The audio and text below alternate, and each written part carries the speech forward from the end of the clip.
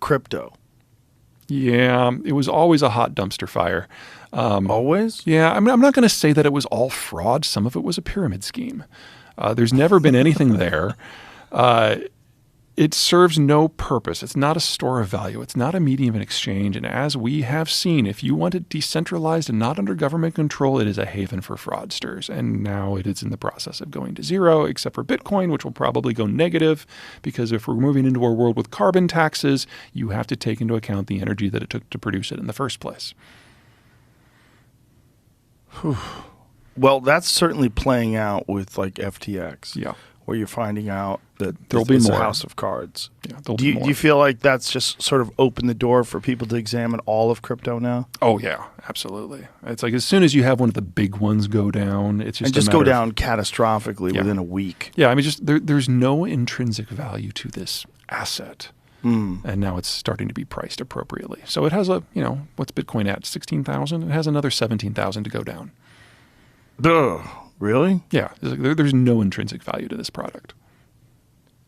And do you think that people have just inherently lost faith in the idea behind crypto because of FTX? Well, it became an ideology. And whenever you invest based on an ideology, you're going to make some decisions that are a little divorced from math. And what do you mean by ideology? Well, the people who really like crypto are convinced that it's the currency of the future and that a decentralized ledger is the way to go, and that anything that is controlled by a government entity is by definition a negative, and if it's done by the private sector freely, it will be better. And that's just not how currency works.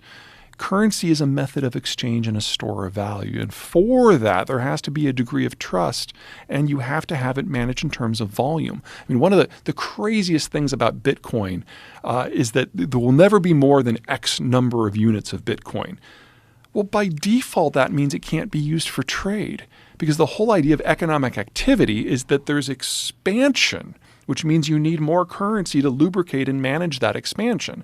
If currency is locked in at a specific number, you get monetary inflation, and that is one of the fastest ways to destroy an economic model.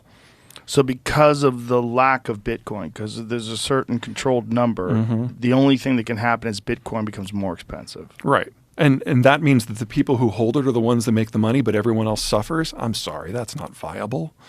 The alternative is you have some private dude out there who generates the coins on a whim.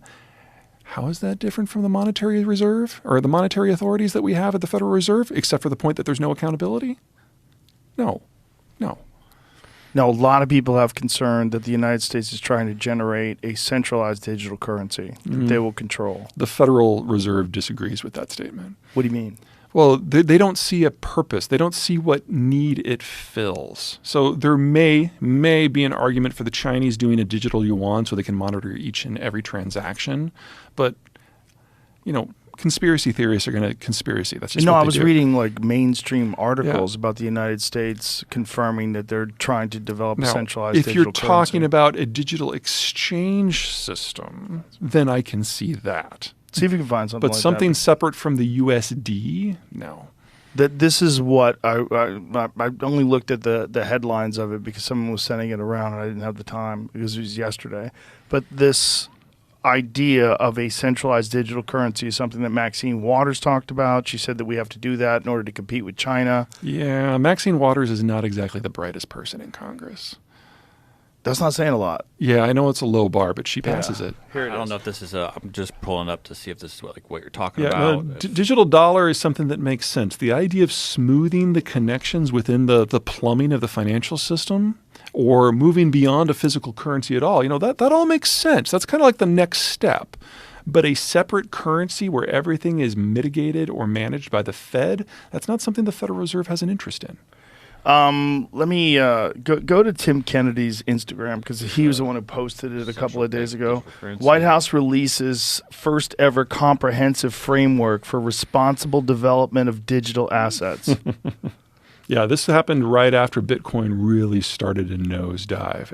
And the question is, how do you bring crypto? Yeah, how do you bring crypto into the regulatory environment? But this is a framework for responsible development of digital assets. It doesn't mean a centralized digital currency. No.